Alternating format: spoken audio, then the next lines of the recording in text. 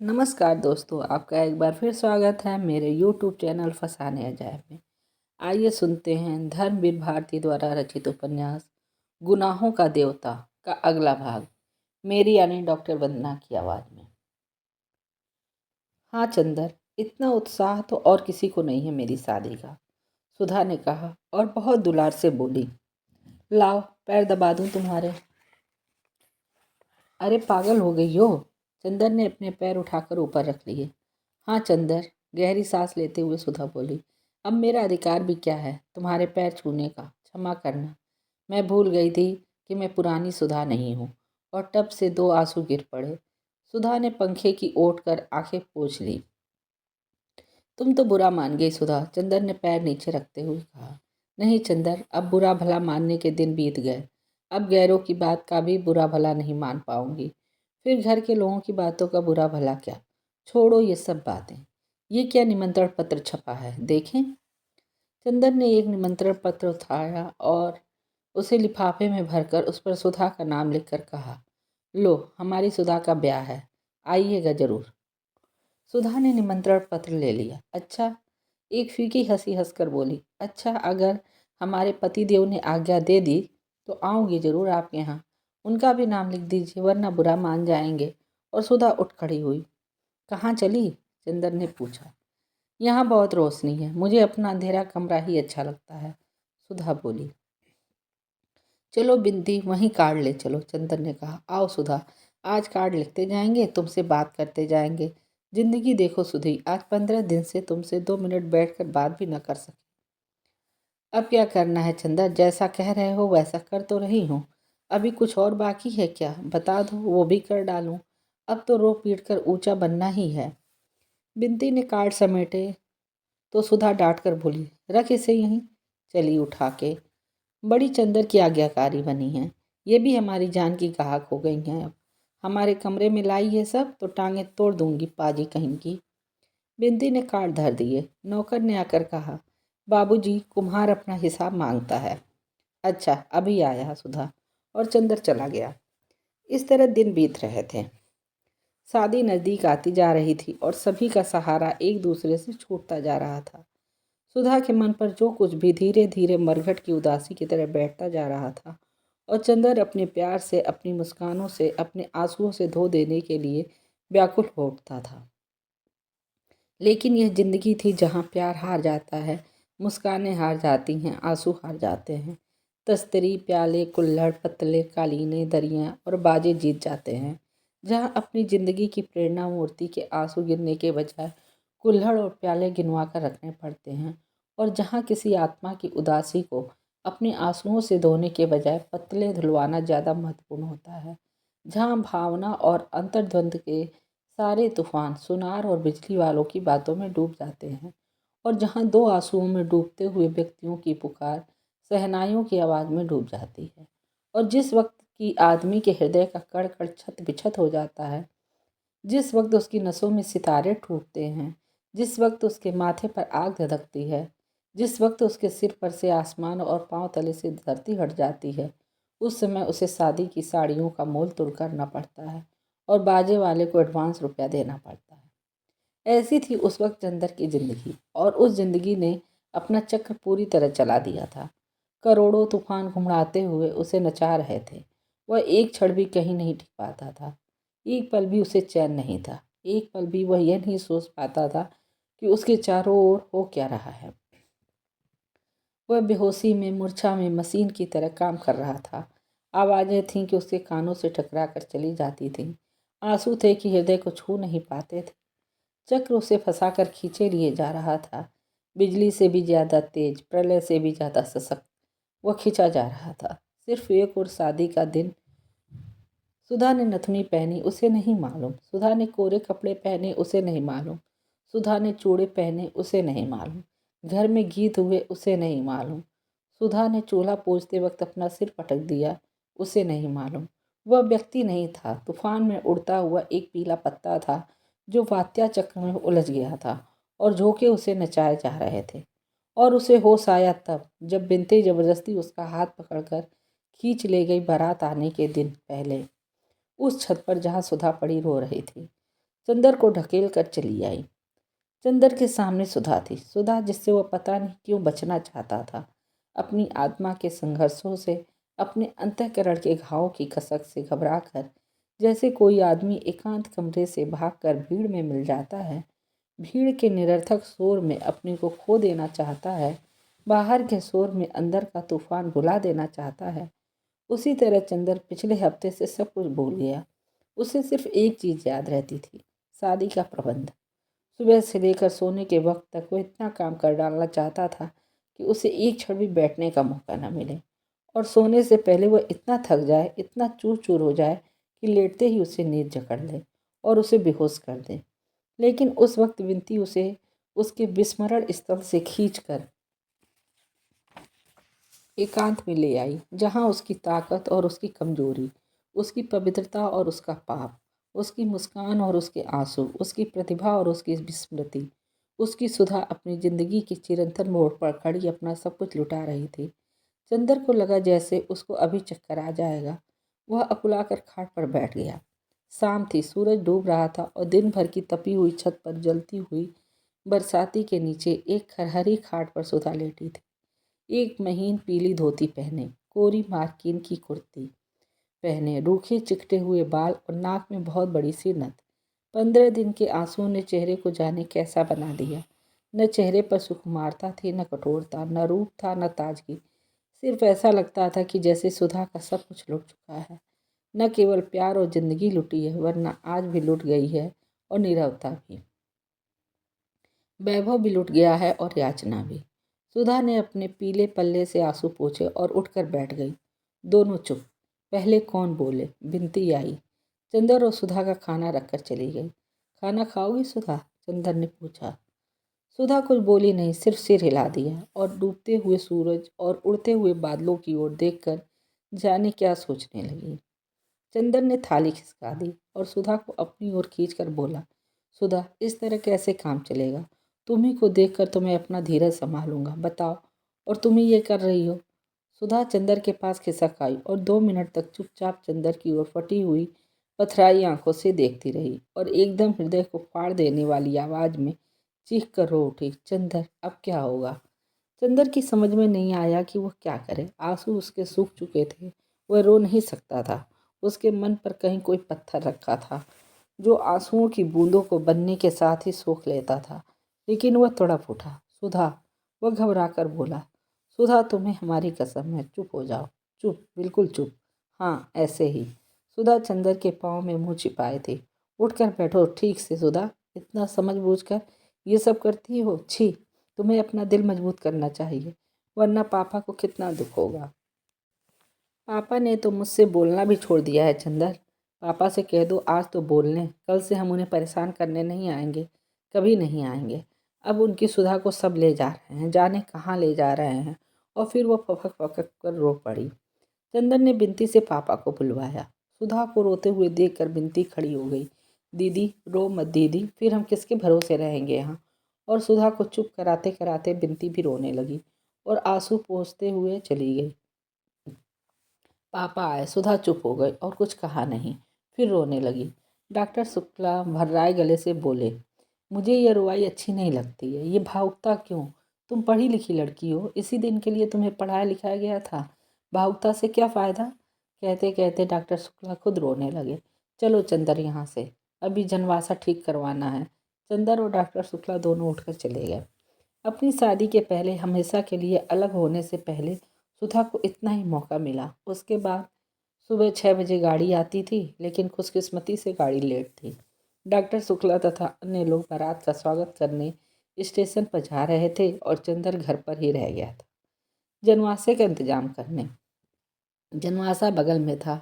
माथुर साहब के बंगले के दोनों हॉल और कमरा खाली करवा लिए गए थे। चंदर सुबह 6 बजे ही आ गया था और जनवासे में सब सामान लगवा दिया था। नहाने का पानी और बाकी इंतजाम कर वह घर आया। जलपान का इंतजाम तो केदार के हाथ में था, लेकिन कुछ तौलिए भिजवाने थे। बिनती, कुछ तौलिए निकाल दो, चंदर ने बिनती से कहा। बिनती उड़द की दाल धो रही थी। उसने फौरन उठकर हाथ धोए और कमरे की ओर चली गई। ए बिनती, बुआ जी ने भंडारे के अंदर से आवाज़ लगाई, जाने कहाँ मर गई मुझौसी, अरे सिंगार पटार बाद में कर लियो, काम में तनी दीदा न लगा था इनका। बेसन का कनस्टर कहाँ रखा है? अभी आए, बिनती ने चंदर से कहा और अपनी माँ के पास दौड़ी। 15 मिनट हो गए लेकिन बिनती लौटी नहीं। ब्याह का घर, हर तरफ से बिनती की पुकार मचती और बिनती पंख लगाए उड़ रही थी। जब बिनती नहीं लौटी तो चंदन ने सुधा को ढूंढ कर कहा, सुधी एक बहुत बड़ा सा तौलिया निकाल दो।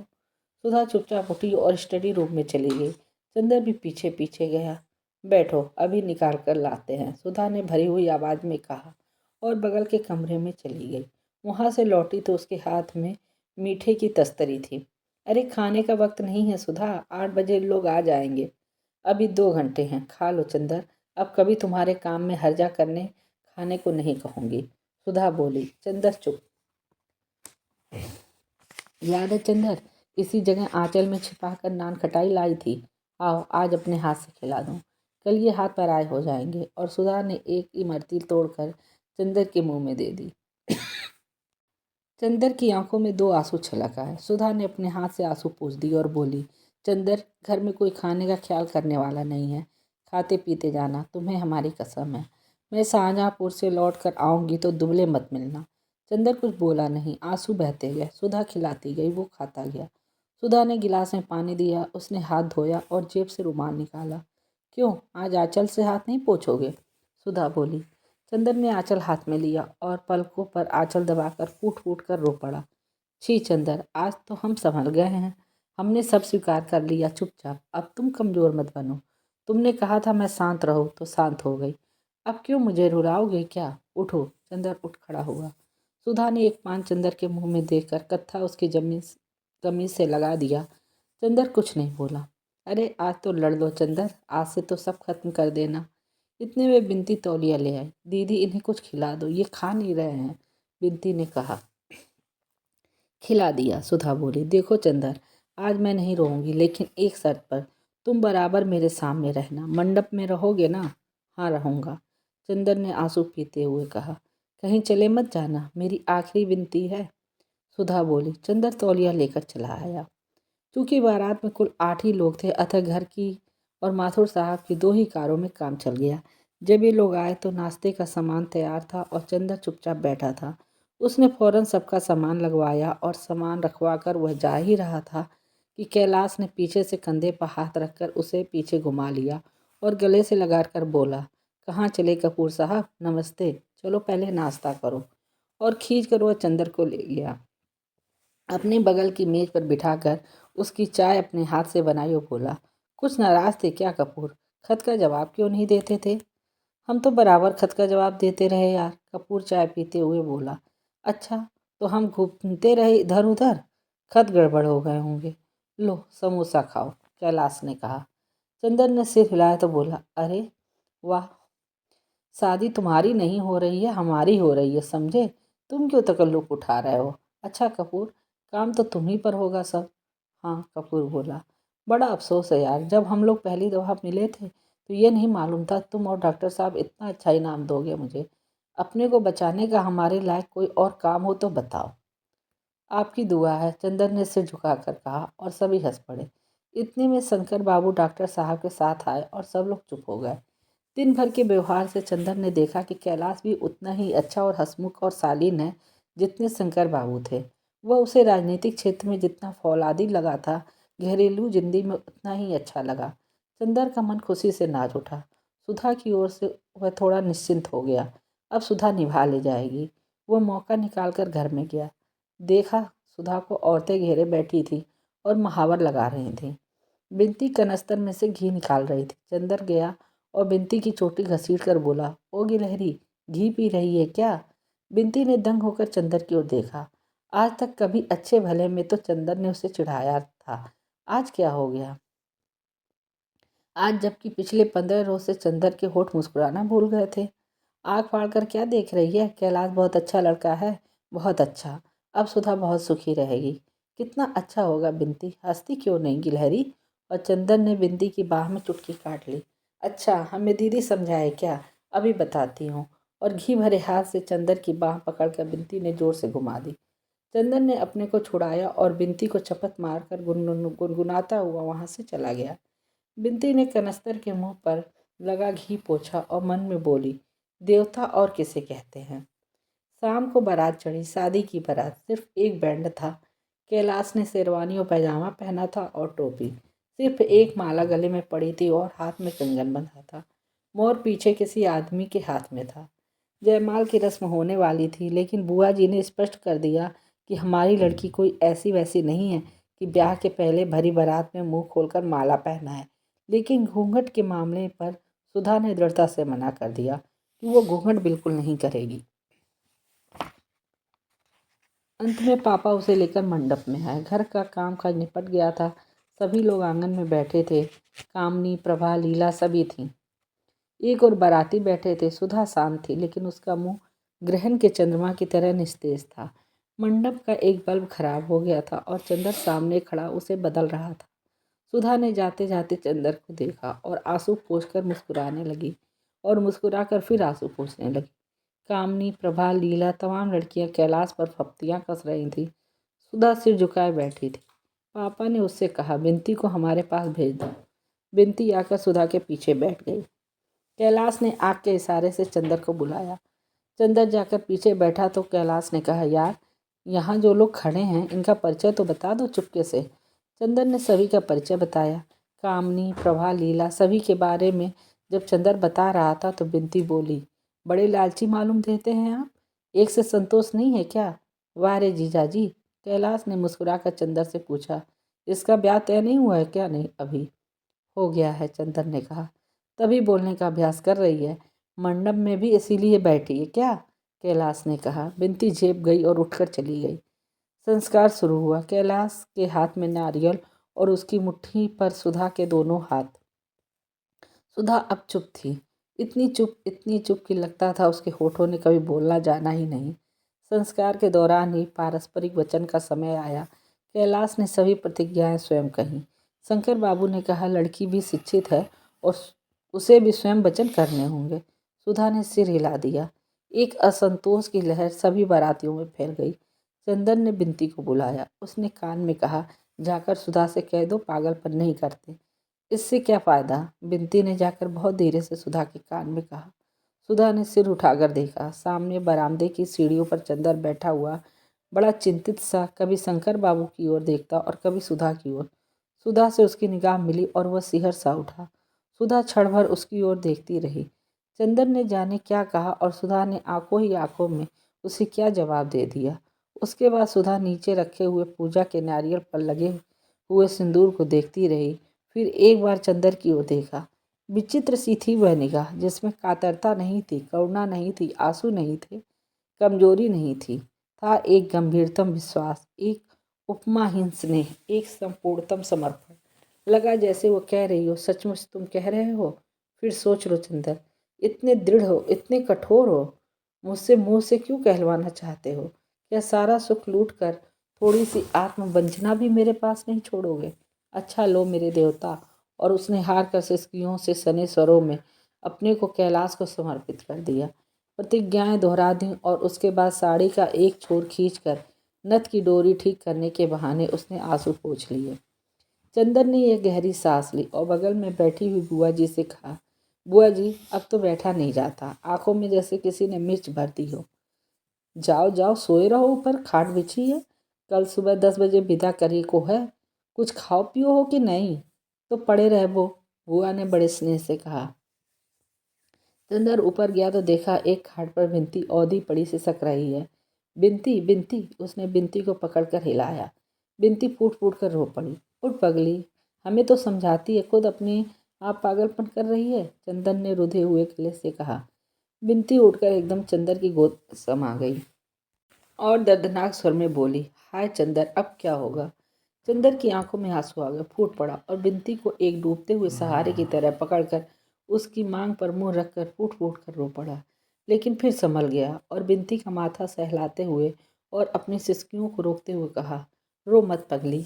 धीरे धीरे बिन्ती चुप हो गई और खाट के पास नीचे छत पर बैठ गई और चंदर के घुटनों पर हाथ रखकर बोली, चंदर, तुम आना मत छोड़ना, तुम इसी तरह आते रहना जब तक दीदी ससुराल से ना लौट आए। अच्छा, चंदर ने बिन्ती की पीठ पर हाथ रखकर कहा, घबराते नहीं, तुम तो बहादुर लड़की हो ना। सब चीज़ बहादुरी से सहना चाहिए। कैसी दीदी की बहन हो? क्यों? बिनती उठकर नीचे चली गई। चंदन लेट रहा। उसकी पोर पोर में दर्द हो रहा था, नस नस को जैसे कोई तोड़ रहा हो, खींच रहा हो। हड्डियों के रेसे रेसे में थकान मिल गई थी, लेकिन उसे नींद नहीं आई। आंगन में पुरोहित जी के मंत्र पाठ का स्वर और बीच बीच में आने वाले किसी बाराती या औरतों की आवाज़ें उसके मन को अस्त व्यस्त कर देती थीं। उसकी थकान और उसकी अशांति ही उसको बार बार झटके से जगा देती थी। वह करवट बदलता, कभी ऊपर देखता, कभी आंखें बंद कर लेता कि शायद नींद आ जाए, लेकिन नींद नहीं आई। धीरे धीरे नीचे का रौब भी शांत हो गया, संस्कार भी समाप्त हुआ। बाराती उठकर चलने लगे और वह आवाज़ों से पहचानने की कोशिश करने लगा कि अब कौन क्या कर रहा है। धीरे धीरे सब शोर शांत हो गया। चंदन ने फिर करवट बदली और आंख बंद कर ली। धीरे धीरे एक कोहरा उसके मन पर छा गया। वह इतना जागा कि अब अगर वह आंख भी बंद करता तो जब पलकें पुतलियों से छा जाती तो एक बहुत कड़वा दर्द होने लगता। जैसे तैसे उसकी थोड़ी सी आंख लगी। किसी ने सहसा जगा दिया। पलक बंद करने में जितना दर्द हुआ था उतना ही पलक खोलने में। उसने पलकें खोली, देखा सामने सुधा खड़ी थी। मांग और माथे में सिंदूर, कलाई में कंगन, हाथ में अंगूठियाँ, कड़े, चूड़े, गले में गहने, बड़ी सी नथनी, डोरे के सहारे कान में बंधी हुई आंखें जिनमें भादों की घटाओं की गरज, खामोश हो रही बरसात सी हो गई थी। वह क्षण भर पैताने खड़ी रही। चंदर उठकर बैठ गया। उसका दिल इस तरह धड़क रहा था जैसे किसी के सामने भाग्य का रूठा हुआ देवता खड़ा हो। सुधा कुछ बोली नहीं। उसने दोनों हाथ जोड़े और झुककर चंदर के पैरों पर माथा टेक दिया। चंदर ने उसके सिर पर हाथ रखकर कहा, ईश्वर तुम्हारा सुहाग अटल करे। तुम बहुत महान हो। मुझे तुम पर आज गर्व है। आज तक तुम जो कुछ थी उससे कहीं ज्यादा हो मेरे लिए सुधा। सुधा कुछ बोली नहीं। आंचल से आंसू पोंछती हुई पायतानी जमीन पर बैठ गई और अपने गले से एक बेले का हार उतारा, उसे तोड़ डाला और चंदर के पाँव खींचकर खाट के नीचे जमीन पर रख दिए। अरे ये क्या कर रही हो सुधा? चंदर ने कहा। जो मेरे मन में आएगा, बहुत मुश्किल से रुधे गले से सुधा बोली। मुझे किसी का डर नहीं। तुम जो कुछ दंड दे चुके हो उससे बड़ा दंड तो अब भगवान भी नहीं दे सकेगा। सुधा ने चंदर के पांव पर फूल रखकर उन्हें चूम लिया और अपनी कलाई में बंधी हुई एक पुड़िया खोलकर उसमें से थोड़ा सा सिंदूर उन फूलों पर छिड़क कर चंदर के पांव पर सिर रखकर चुपचाप रोती रही। थोड़ी देर बाद उठी और उन फूलों को समेटा, अपने आंचल के छोर में उन्हें बांध लिया और उठकर चली, धीमे धीमे निशब्द। कहाँ चली सुधा? चंदन ने सुधा का हाथ पकड़ लिया। कहीं नहीं, अपना हाथ छुड़ाते हुए सुधा ने कहा। नहीं नहीं सुधा, लाओ ये हम रखेंगे। चंदन ने सुधा को रोकते हुए कहा। बेकार है चंदर, कल तक परसों तक ये जूठे हो जाएंगे देवता मेरे। और सुधा सिसकते हुए चली गई। एक चमकदार सितारा टूटा और पूरे आकाश पर फिसलते हुए जाने किस क्षितिज में खो गया। दूसरे दिन 8 बजे तक सारा सामान स्टेशन पहुंच गया। शंकर बाबू और डॉक्टर साहब पहले ही स्टेशन पहुंच गए थे। बाराती भी सब वहीं चले गए थे। कैलाश और सुधा को स्टेशन तक लाने का जिम्मा चंदर का था।